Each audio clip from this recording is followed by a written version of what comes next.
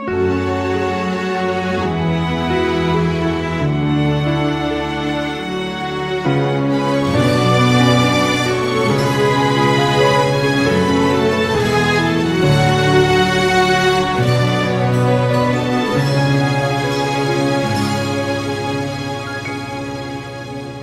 ើងចាប់ដៃគ្នាប្រើជីវិតគូទោះមានរឿងជួចោតខ្លាំងមិនថ្មីនៅតែបន្តក្តីស្រមៃមានបងជាប្តីដែលអូនប្រាថ្នាជាស្រីសំណាងមួយក្នុង100បងប្រកល់ដោយចិនមេត្តាទូពេលខ្លះយើងមិនត្រូវគ្នាតែបែកគ្នាមិនដែលលើសមួយថ្ងៃយើងសាយយំរួមគ្នា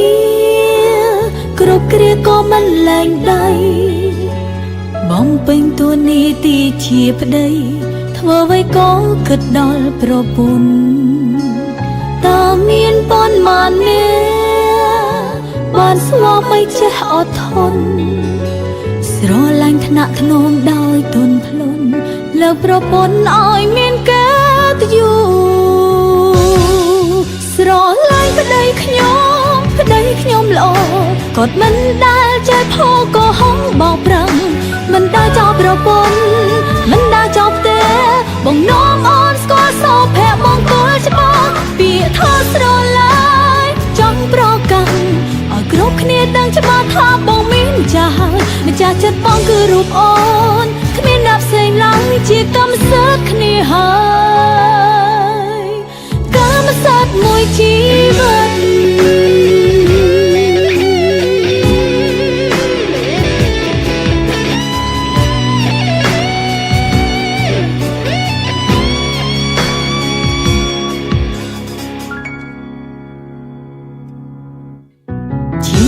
សំណាងមួយក្នុង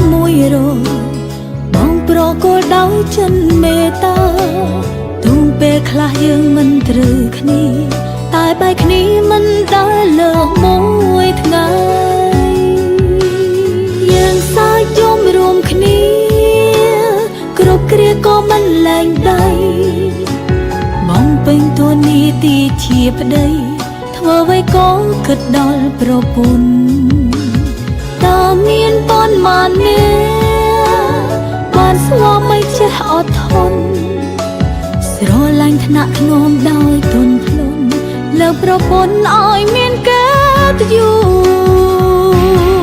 សស្រឡាញ់ប្តីខ្ញុំល្អគាត់មិនដែលចេះផោកុហកបោកប្រាំងមិនដែលចោលប្រពន្ធមិនដែលចោលផ្ទះ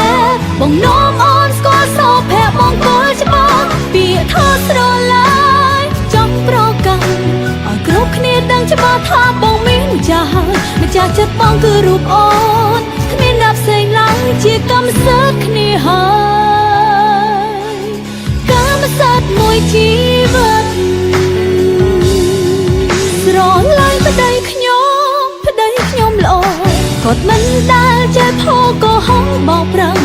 មិនដែលចោលប្រពន្ធមិនដែលចោលផ្ទះបងនាំអូនស្គាល់សោភ័ក្រមង្គលច្បាស់ពាក្យថាស្រឡាញ់ចង់ប្រកាន់ឲ្យគ្រប់គ្នាដឹងច្បាស់ថាបងមានម្ចាស់ហើយម្ចាស់ចិត្តបងគឺរូបអូ